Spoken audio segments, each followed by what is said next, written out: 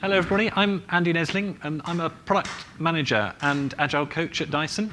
Now, normally, when I say that I work with software teams at Dyson, almost the first thing that most people say is, "You do software?" And actually, we do, and we've been doing quite a bit recently. So we're now in a place where we've got over 1 million connected products. So we've got connected air purifiers, robot vacuum cleaners, intelligent lights, all sending us up data constantly, which we're storing in back-end cloud services, and then rendering through mobile apps and making that available to people through Android, iOS apps, and also via voice assistants as well.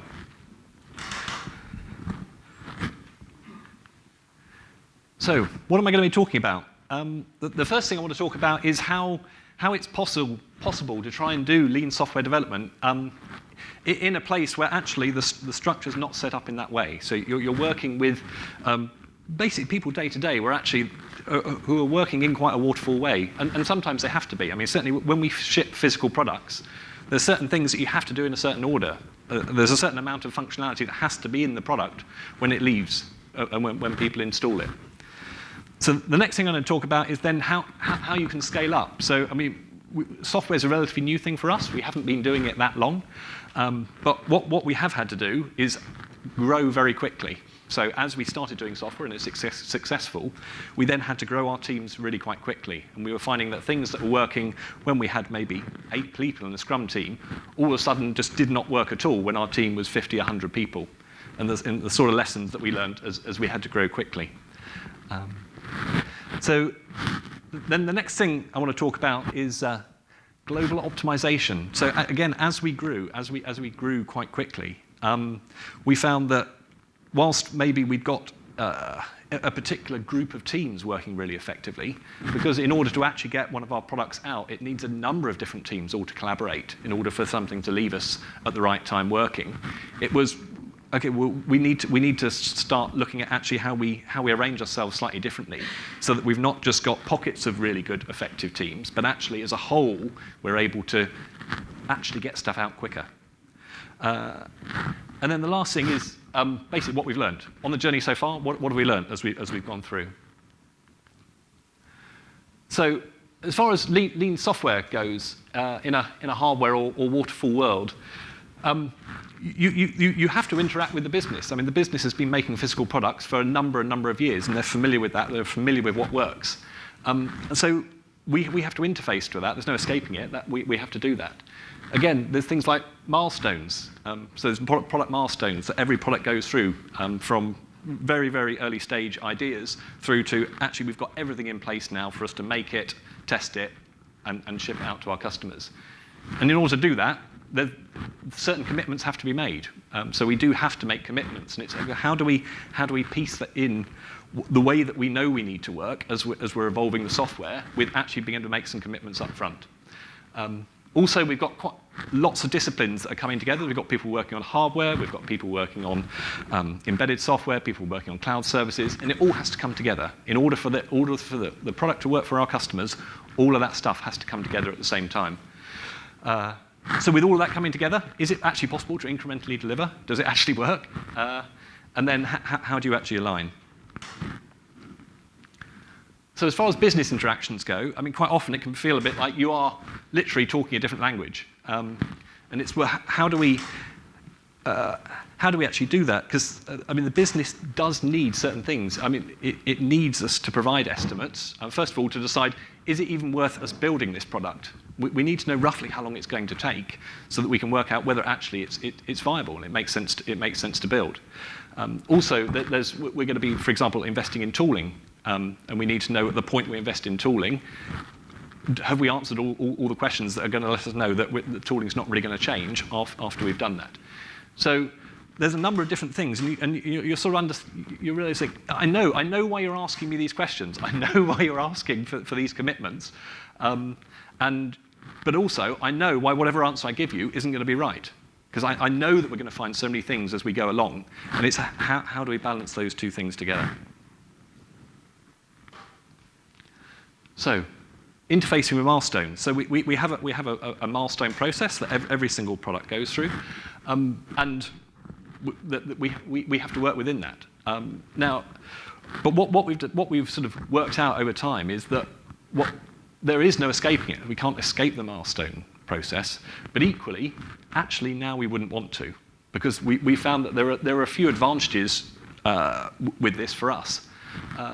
One of the first ones is actually there's an opportunity for us to align with the business. So what we've started to use the milestones for is, well, we want certain learning. We want to have certain learning by a particular point in time.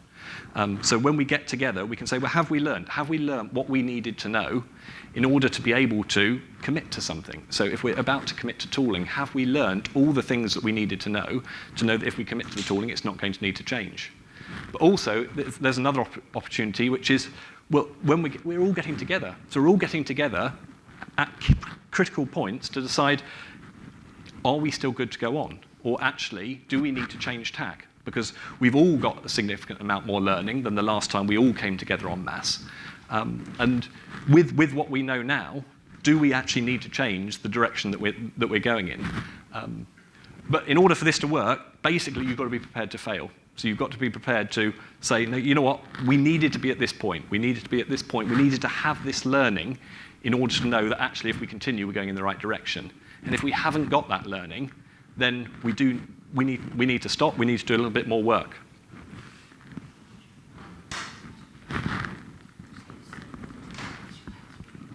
Okay, sure, thank you. So what do you commit to early? I mean, it's a problem that we're always wrestling with, because there's a certain amount of stuff that we do have to commit to. So if we're going to be using a particular sensor, for example, we need to know that before we commit to being able to, on some hard tooling for the plastics that are going to hold that sensor in place, that, for example, the sensor's not going to change. But equally, there's a number of things that we're doing, particularly as our products are getting more intelligent, that we don't necessarily have to commit to early. If we know that we know we're going to be able to use that processor, we know we're going to be able to use that sensor, but actually, in terms of the exact features that we're going to use with those, we don't quite know yet, but actually that's not a problem, because we can actually work that out a little bit further down the line. There's other things then around, for example, manufacturing and testing. So in order for us to physically be able to start shipping units out, we need to have been able to automatically test them.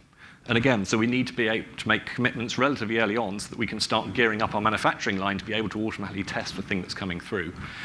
So it's a balancing act. It's deciding, well, we can't not have any commitments, but what are the constraints that we can live with, and what are the constraints actually that are going to make our life easier?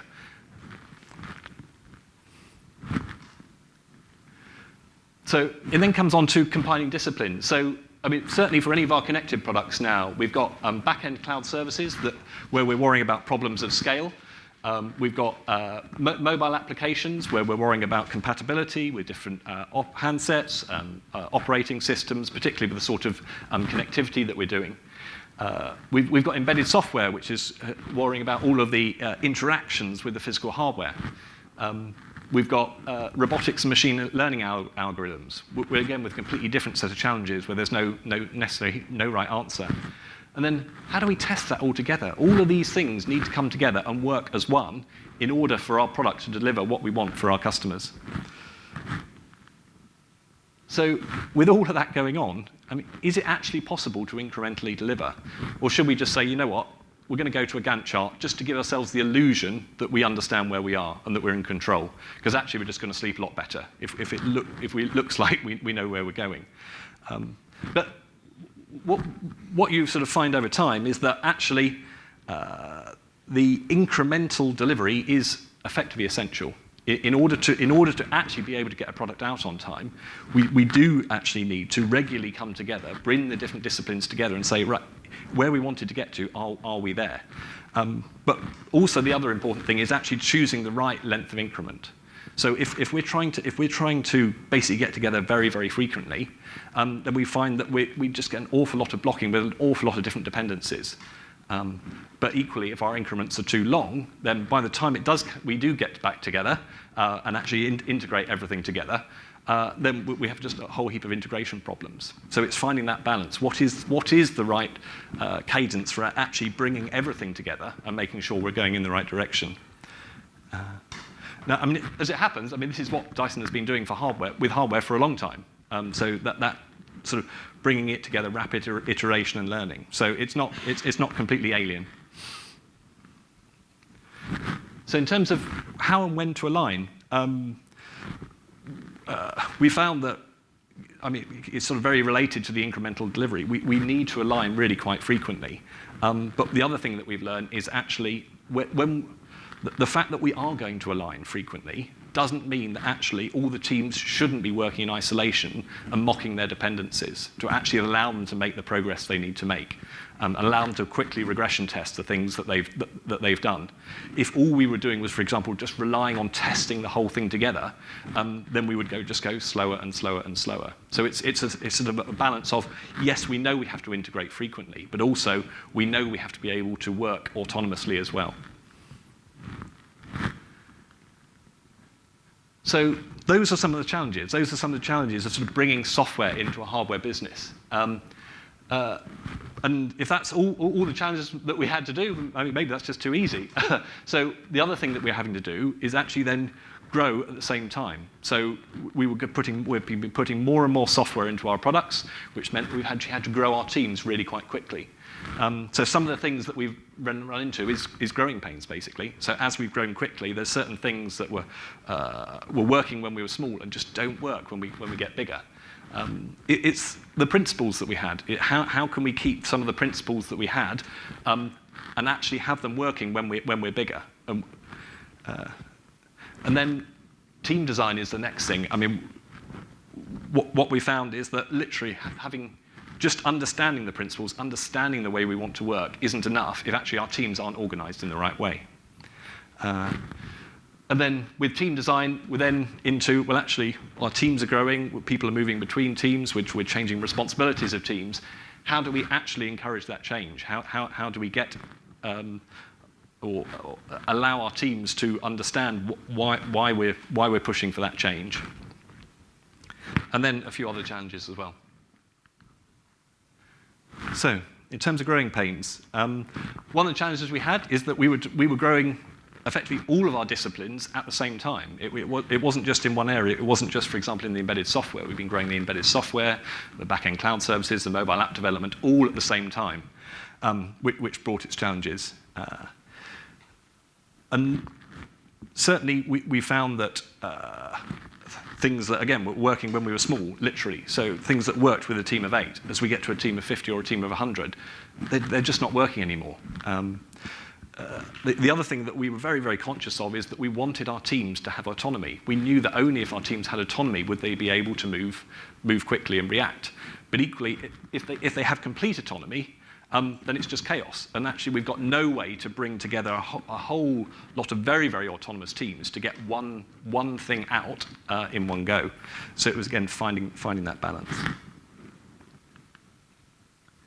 So in terms of principles, so we knew that we wanted to aim for continuous delivery. We always wanted to be in that releasable state, the ability to keep adding features and knowing that at any point in time, if we needed to or if we wanted to, we could release. We knew we wanted our teams to own the quality of what they were delivering. We knew we wanted to automate the testing. We knew we wanted to release early and iterate and get what we were doing in front of ideally external customers, but certainly internal customers, and just check, are we on the right track? Is this actually doing what you want it to be doing? But what we found is knowing that, and the thing is all of our teams know this as well, but having our teams knowing this wasn't enough to make them effective. And that's what brought us on to team design. So we sort of discovered this relatively early on, but in hindsight, probably not early enough. And the sort of things that we would focus with were basically looking at where the bottlenecks are. So when we were starting off, for example, we would have a single testing team, a single team for infrastructure, a single security team. And understandably, very, very quickly, those single teams became the bottleneck. They were the things that are actually stopping us actually getting stuff out any faster. So, I mean, the first thing we did was we basically brought as much as possible of the testing into the teams as we could. So it was actually possible for the team to test and own the quality of what they deliver. We also, I mean, with security, that was quite an interesting one because it's quite a specialist field. And what we've tended towards is actually sort of seconding security experts into teams when they're working in areas where they actually need that advice early on, so that we're building it in at the start rather than having to check it at the end. No, with infrastructure, we tried a few different things, to be honest. We tried, first of all, to have, we had one infrastructure team, but we actually sort of seconded people from that team into each of our Scrum teams. And we would, but the infrastructure team was still one team. It still had a backlog, and the people that were working in the Scrum teams were there to help, but also they were working on the main infrastructure backlog as well, and that just caused an awful lot of pain and friction and didn't really help. And also we had those people rotating between the teams, which again we found really didn't help because people weren't able to build the relationships. They just built a relationship. They just realized, okay, we understand now as a team how we can work and where each of our strengths and weaknesses are. And then all of a sudden that person would rotate out and a new person would come in and you're sort of starting again. So where we are now, we've decided that the right thing to do is actually to have at least one person with infrastructure expertise in each of our Scrum teams. And they can help bring up the knowledge of all the developers within the Scrum team in terms of what it means to care about and automate infrastructure. And equally, the developers can help the person with infrastructure expertise understand coding practices and what it means, particularly as we're trying to automate a lot more of our infrastructure, what it means to do that in a way that continues to, well, it's possible to evolve over time.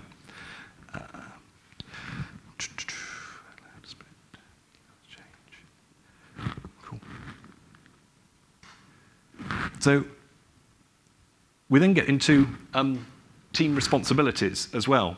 And this is almost one of the more challenging things, which is how do we actually split up our teams in terms of, we know we want them to own something, we know we want them to own the quality of what they're doing.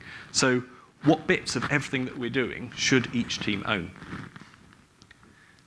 So if we split our teams based on product, then that's great, because it means that we've got a team, for example, which is worrying about how we deliver all of the features for vacuum cleaners, and another team that's worrying about how we deliver all the features for air purifiers. So aligning what we're doing with the way that our business works is really quite easy at that point. Now, if we align teams around features, for example, we had a team that worried about how we can remotely schedule and turn our products on and off remotely, or a team that worries about how we can over-the-air update our products. That allows us to have consistency across all of the products that we do. Or equally, if we align teams around the discipline, so for example, we have cloud development teams, mobile app development teams, then that allows us to drive for consistency in terms of the way that we're approaching, the way that we're releasing, the way that we're developing. Now, what we find out is that, to be honest, whatever you do, whichever way you decide to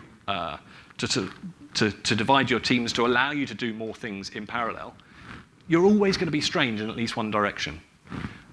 So if we've got teams that are aligned around a product, then actually it's harder to drive for consistency in terms of experience.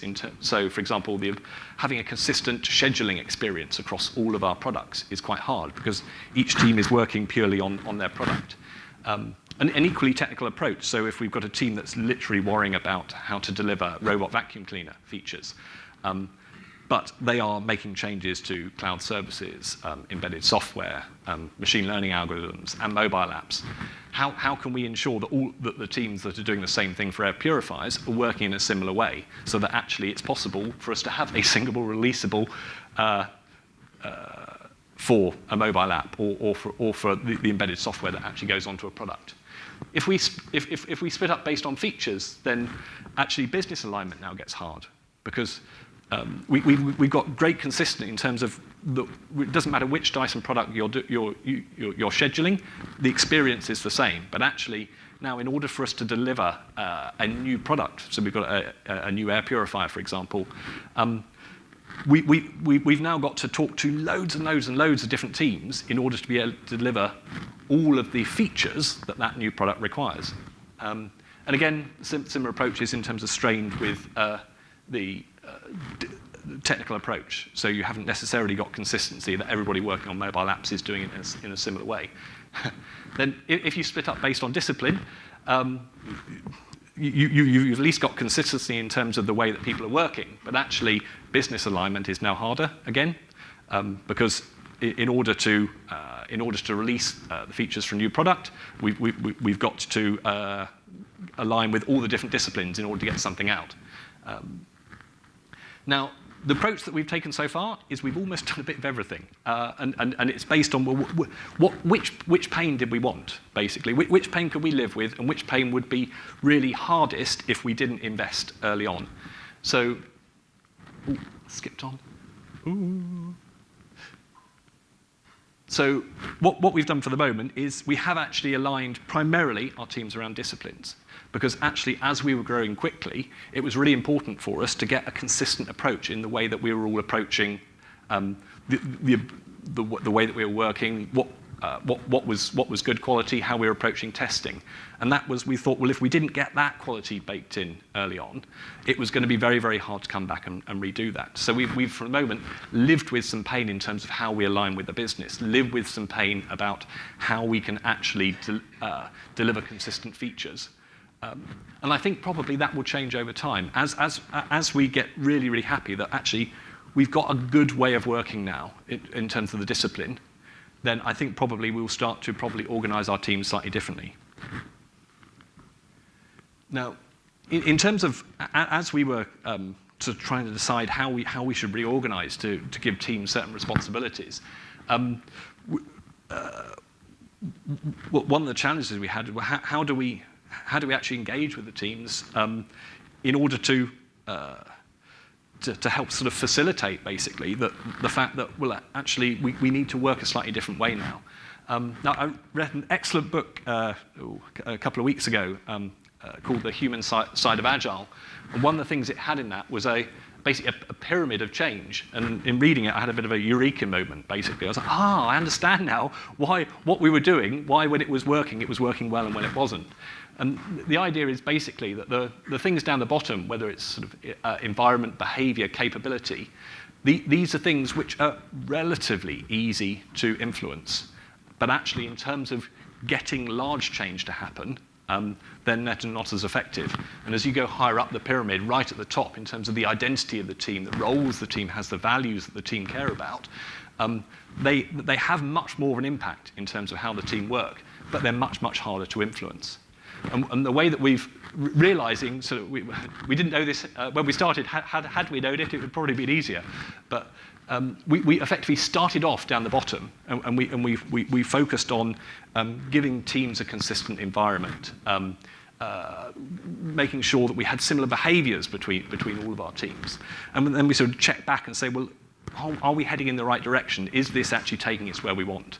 And when it wasn't, we would then basically look a bit higher up and say, okay, well, we need to do something maybe around the roles of the teams, the responsibilities of the teams, because actually just making changes to the environment the teams are working in isn't getting us the sort of change that we want. Now, we've been growing teams across the world. So we've been growing teams in Malmesbury, in Bristol, out in Singapore and Shanghai. And that brings its own set of challenges. What we've found, actually, and again, probably back to the sort of pyramid of change, is that what we've tended to do in terms of trying to get a consistent way that we work and trying to get people to sort of care about similar things, is that we found it's all, particularly with when teams are very remote and actually with different cultures, it's slightly easier to work on the bits at the bottom of the pyramid to try and get a similar environment that people are working in. And actually, the way that you approach changing direction in terms of roles and things like that is quite different from one culture to another, and you have to approach it really quite differently from one culture to another. The other thing, I mean, the other challenge that we're always running into is that we know it's most effective when we're getting everybody together. But when we get everybody together, we found that, again, it's most effective if everybody has a little bit of pain. So, for example, we would get everybody together, and let's say in the UK, we had everybody in one room with a VC at the end, and then in another location, just everybody had dialed in via Skype. And what we found is that you had the sort of the conversations that you wanted between the team in the UK, because everybody was just sat there, talking face to face.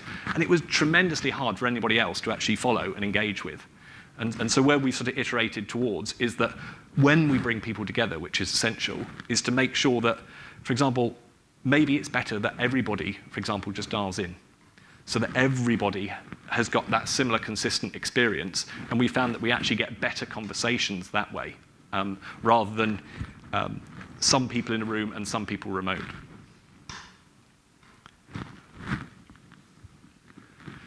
So we've had to align more than just software. So we've got to align with manufacturing, we've got to align with sales and marketing department, and all of our other disciplines as well. And what we were finding was that actually our improvements were limited. So within a discipline, actually, you know what? We're doing pretty well now. We've got a pretty consistent way of working. We're getting to a place where we're able to release regularly, but we're still not actually releasing our products any faster. And so we're like, what we've done is take a step back, and we focused on local optimization. We've got one discipline working well, but actually there's some problems with alignment here, which mean that as a whole, actually we're not working as effectively as we need to be. So we're aware that actually we needed to make a change. And the other problem that we were having was that, and I think this came also from sort of growing quite quickly, that the work that we were doing wasn't visible. So the work that we were doing, not only was it not visible from one discipline to another, it sometimes wasn't actually visible from one team to another within a discipline, and certainly wasn't visible to our internal customers and our stakeholders. So we're like, okay, well, we've got a few problems here, because we've got problems with, we're not quite aligned. What we're doing isn't visible to everybody, so that we're not able to see when we've got problems. So we then move on to sort of, what we then did was, okay, well, how are we actually going to focus on just getting better as a whole?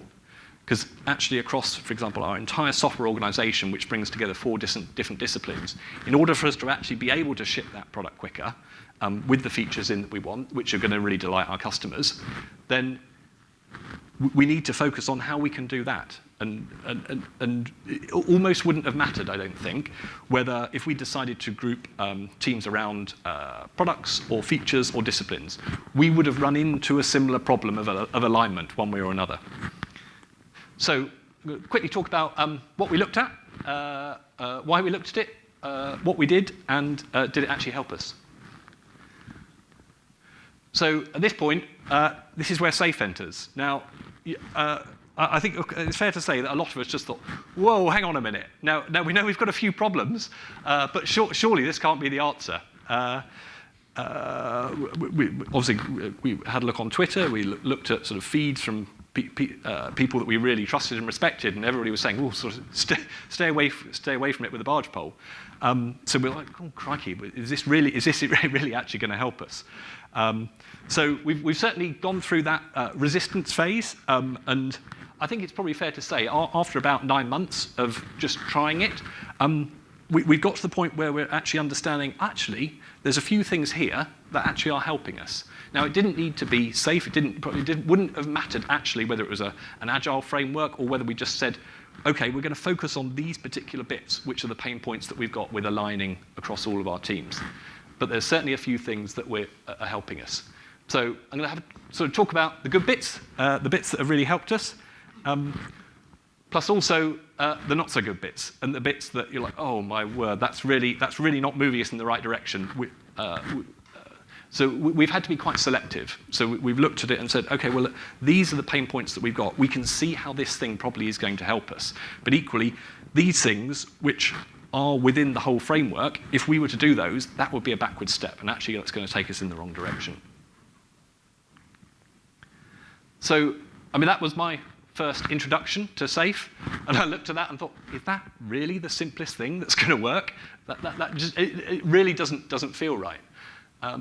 So maybe, can I just have a hands up? Who's come across SAFe before and is either using it or just has got a bit of a feel for it? Okay, about a third of us here. So in terms of what we've taken from it, the bits that are helping us is, one of the ideas is that actually you get everybody together regularly. So getting everybody together, not just within your discipline, everybody that's actually involved in delivering something, let's get all of those people together, but also do it regularly. So for us, it's every 10 weeks. Every 10 weeks, we will get everybody together. And when we do that, we plan at a low resolution. So we look at, okay, for the next 10 weeks, this is what we think we're going to try and do. And actually, a bit further out, we think probably the next 10 weeks we might do that, and next 10 weeks after that, well, we might do that, but that's such a long way away. Let's not even really think about that. But we think we might do something like this in about 20 weeks' time, for example. The other things that we've seen are actually some of the processes that we're doing, let's give them names, so that between our disciplines, when we're talking with people who aren't everyday talking, we all understand what each other are talking about. And also name the roles. So the people that are playing particular roles in the different disciplines, let's give them a name so that there's the opportunity for somebody to say, oh, okay, I've got a broad understanding of what role it is you're playing within that other discipline. So for us, having a common framework has really helped, literally just having some constraints. So the idea of, for example, just every 10 weeks, everybody getting together and talking about, well, this is what we're going to try and achieve within the next 10 weeks. And actually, we want to try and actually, within that 10 weeks, because we all are now talking about what we're all going to do over the next 10 weeks, well, actually, there's an opportunity for us to maybe integrate maybe a couple of weeks through that. And these are conversations that literally we were just never having before. We were tending to, people would do a good bulk of work and then say, okay, right, we need to integrate now. And actually, a team in another discipline that needed to do the work that also needed to come together, actually their priorities have been off on something different. But because every 10 weeks we're actually getting together and say, well, look, we're going to focus on this, and we have discussions, say, well, if you're focusing on that, actually we will focus this on this as well, because that will allow us to bring it together and see, to test it together and make sure that we're going in the right direction.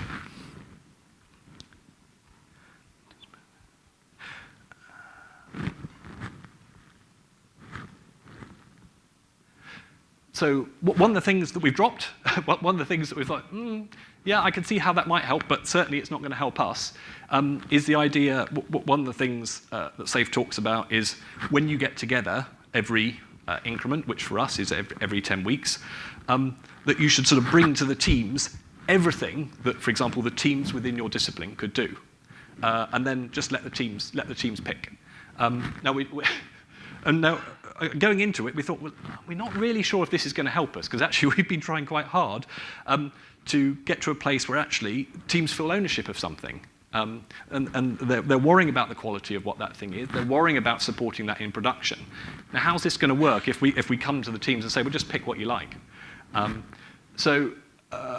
We tried it a little bit to start with, and it was a bit disastrous, to be honest, but we sort of stepped back from that, and what we've done now is we sort of go into it saying, we've got a broad idea of what we think we'd like each team to try and look at over the next 10 weeks. But also, we do also question ourselves to say, well, based on where we are and what responsibilities each of our teams have got, if we've got two really critical things that would be done by one team normally, is it the right thing that actually we should just wait?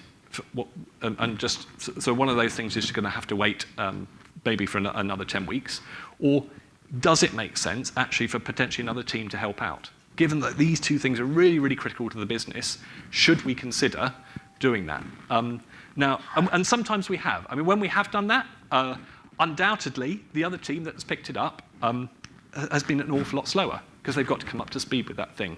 And the other thing that we've done there is where another team, for example, has picked up something that is another team's responsibility, we've ensured that the team that's going to be running it into production always ultimately has the final say. So they need to be happy with the changes that somebody else is making on their behalf, because ultimately they're going to be the ones running it and responsible for it and supporting it. So in terms of bringing, I think maybe in some places it might work, but certainly for us, we've found that it's much better off having teams who really care about a particular area, know what it means to care about the quality and support it in production, and we will bring that to them. So and this was quite unexpected actually, to be honest, was the idea that actually doing this gives the teams more freedom. I mean, what we found is that when we sort of talk to the teams about, well, over this 10 weeks, we'd like to, it would be great if we could achieve this. In the following 10 weeks, it would be really wonderful if we could achieve this. And then, well, by the end of the year, if we got to this point, that would be wonderful. When we were talking about that, the fact that our teams all now had an idea about, well, this is the context. What we're doing today, this is how it fits into broadly where we can see things are going. Then it also gave us the opportunity to say, well, actually, within this next 10 weeks, this is what we'd really like to achieve. How we achieve that, we don't know. You're the experts at that. So you tell us, is it possible to achieve this thing over the next 10 weeks? And if it is, then we're going to leave you to it. Because you literally are the experts at this. You know far better what it means to deliver this thing. And this was really quite unexpected, the fact that actually sort of bringing everybody together and just doing slightly higher resolution planning meant that actually it gave our teams more freedom to influence actually how we were doing things. So another thing was actually having a common approach. Now, before we started doing this, before we sort of were bringing everybody together every 10 weeks, and before we'd sort of given names to the sort of processes that we were doing and sort of, names to the roles that particular people were performing, we just weren't sharing ideas between our different disciplines. But actually, as we've now got together and we've done this, we're finding that we're starting to have community as practice. For example, where people that are doing Scrum Mastering or product ownership or security testing, we're actually having those communities forming now because people sort of understand, well, I understand what you're doing. I realize it's in a completely different domain, potentially to the one I'm in, but I can see broadly you've got similar challenges to me. So actually, let's get together and talk about it. And it's funny because this wasn't happening before, and it's something that has started happening now. But there is no escaping it. I mean, if you're planning 10 weeks of work, even at some has a relatively high resolution, and potentially then another 10 weeks of work after that, it is going to feel a lot like waterfall. And you sort of think, well, actually, are we truly responding to change? If we are now sort of planning 10 weeks and then potentially another 10 weeks, are we really going to react to the change that comes in? And you do have to constantly keep asking yourself that question. Are we reacting to the change that we should be when it comes in? And I'll get on to that in a minute. So one of the other challenges we had is we were growing quite quickly, but also that meant that all of our products and platforms were also growing quickly. So for example, on the cloud side, things that were working for 10,000 users didn't work when we had 1 million users. So there were a number of significant architectural changes that we needed to make over time. And when we were focused at sort of planning, well, maybe 2 weeks, another 2 weeks, it was very, very hard to understand the impact of responding to changes on what that meant for us actually evolving our architecture, for example, by the end of the year. Because we knew if we hadn't evolved our architecture by the end of the year, then we were going to be dead in the water, because it wasn't going to be able to support the number of users that we were going to have at that point.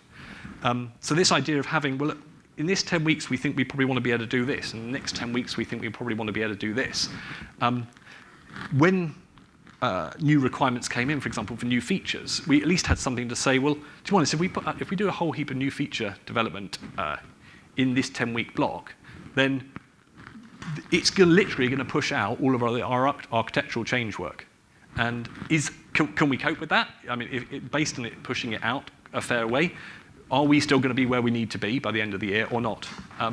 And it was quite hard to sort of visualize that and have conversations with people, particularly people that were asking for new features, without being able to demonstrate, well, look, broadly, this is what we're aiming for, and it's split up into these chunks over the year. Now, if we do a lot of work now on new features, we're not going to be able to deliver the architectural change that we need to by the end of the year.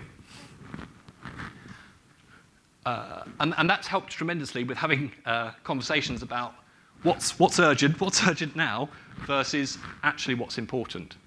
So when we've got a particular urgent problem now, and we can say, well, look, actually, if we do that work now, it's most likely going to mean that this thing that is probably significantly more important, we're not going to be able to do it by when we really need to.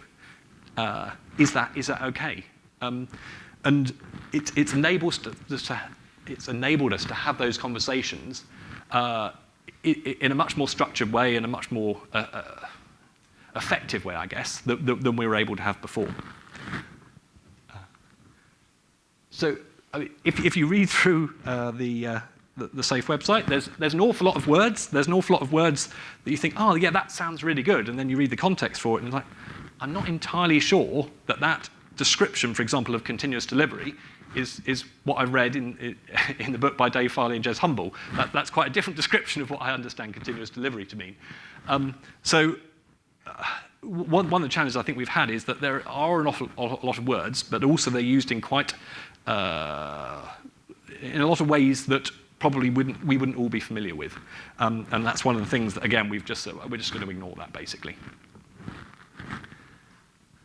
So having those regular discussions, so every 10 weeks getting together and talking about, well, this is what we want to try and achieve in the next 10 weeks, plus also, up to the end of the year, it probably looks a little bit like this, has helped an awful lot. I mean, going into it, and actually in a lot of the retros that we were having in our teams before we started doing something like this, was that people just didn't understand what they were doing in this 2 weeks, how actually that fitted into what we were going to be doing over the year. And they just didn't see the context. They didn't see the reason why we were focusing on this now, when, for example, lots of people were asking for new features, and it felt like, well, that's actually, that new feature is probably far more important. And without that context, without understanding, well, actually, we're trying to achieve these things over the course of the year, I think it was very hard. And certainly, I think we've had feedback from a lot of our teams that actually they've got a much better visibility now of the context, why they're focused on a particular maybe a piece of a scaling initiative now, and not doing a particular feature. The other thing that actually it's allowed us to do is when we've sort of said, well, over time, we probably want to, for example, we want to have refactored this service, and we want to add this capability over time, and then we start overlaying some of the new features that we know we also want to add for our customers over time. You start to think, well, actually, there's an opportunity here, because actually adding that feature is going to be significantly easier if we've done this particular architectural work as well. And so we're starting to, it's allowing us to have those discussions with the business to say, well, if we do these two things together, but a bit later on, actually it's going to be a lot more effective. Is that the right call? And again, those aren't the sort of discussions that we were able to have before. But it's certainly not one size fits all. So what we've seen is that teams that are probably a little bit further on in their agile journey, they've just taken less. So teams that were a bit further on in their agile journey have taken less from the framework. Teams that are slightly earlier on have taken a little bit more, because they just needed a little bit more structure to sort of manage the sort of challenges that they were trying to address. But actually, it didn't really matter. The fact that some teams were taking a bit, some teams were taking quite a lot, because we had that common language now. We had that way that actually we could talk to each other and, oh, I understand why what you're doing there and why you're doing it. And it's enabled us, again, to have those conversations in terms of coaching. Well, actually, if you do this, then actually that particular problem that you're trying to solve with the framework probably will go away. and almost by far and away the biggest advantage that we've had by doing it is that regular integration cadence. So actually every 10 weeks we'll get together and we'll talk about across all of our disciplines and everybody that needs to bring, and that's actually starting to happen not only throughout our software disciplines but into our hardware disciplines as well. We're getting together and talking about, well, over the next 10 weeks we want to try and achieve this. And what are the opportunities for us to integrate frequently during that time? And what are the things that actually, we won't try and do this in the next 10 weeks because actually one of our disciplines won't be able to. So actually it's going to be waste if we do the work now and we're then not able to actually integrate and test it for another 10 weeks. So by far and away, I think this is the thing that has probably helped us most. So the other thing that's helped is that we have an awful lot of interaction. Ooh. Come on. What have I turned it off? I'll leave that up. So we have an awful lot of interaction with project managers. So we've got an awful lot of project managers who are worrying about how they bring together the electronics that go into our products, all of the hardware, plastics, etc., and all of our software as well. And being able to talk about, well, this is how what we're doing ultimately will, by the end of the year, get us to where we believe we want to be.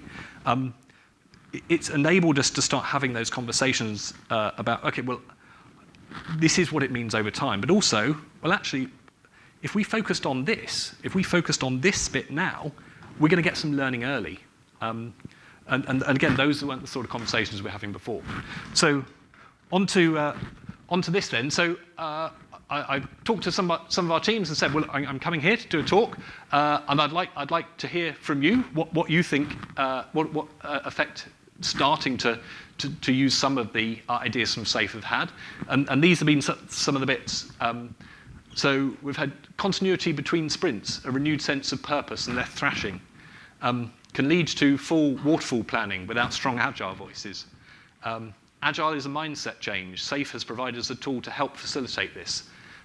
Not yet handling unplanned operational work well. So that idea of, well, actually, we're planning now broadly over the course of 10 weeks, we want to try and achieve this. But there's a lot of operational stuff that comes in. How do we balance that? Improved engagement and fostered a stronger sense of ownership. Way too many terms, concepts, but a well-oiled process. Given teams the opportunity to think about and own their future. A solid foundation, but does not go far enough in pushing organizational change. And there was a great talk from Linda earlier today in terms of adopting any form of framework to help you scale doesn't address the problems that you also need to do in terms of how your organization has to change as well to make that effective. And still continue to work in a fully agile way, just with more vision of the immediate future. So there's a broad, some things are good, some things are bad. And I think probably overall, we're slightly better, but there's still some bits to work on.